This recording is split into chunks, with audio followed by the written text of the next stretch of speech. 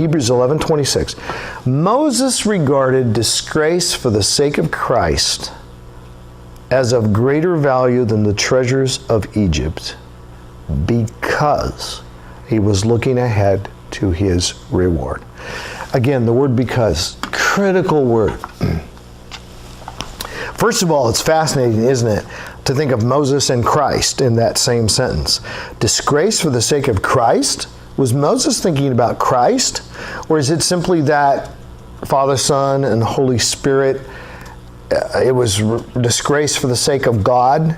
Or maybe Moses was thinking disgrace for the sake of Messiah, disgrace for the sake of the greater Moses who was promised in Deuteronomy 18 that a prophet like Moses would come, and in Peter's sermon in Acts 2 or Acts 3, he identifies that greater Moses, that prophet who would come in the likeness of Moses, as Messiah himself. Moses regarded disgrace for the sake of Christ as of greater value than the treasures of Egypt. So what motivated Moses to leave behind the treasures of Egypt? We think, well, wasn't it because he was caught having killed that, person, and then he ran and he fled, and well, yes and no, but he walked away from incredible wealth, and he didn't, when he came back, he didn't try to regain it, and he identified with the people of God because he was looking ahead to his reward. He made some very difficult choices because he was looking ahead to his reward.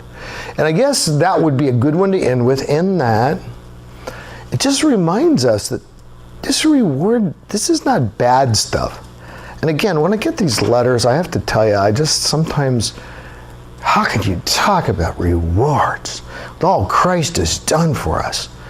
And it's just like, well, I don't know. It's just that he talks about them, and it's the whole counsel of God, so we either ignore it or we teach it. And I teach it, and not only do I teach it, I believe it.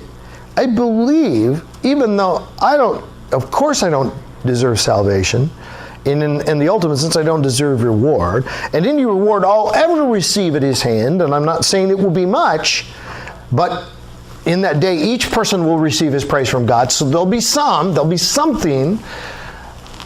I just think it's going to feel so good, because has anybody you ever deeply respect given you a gift from them and from their heart, and you receive it and it humbles you?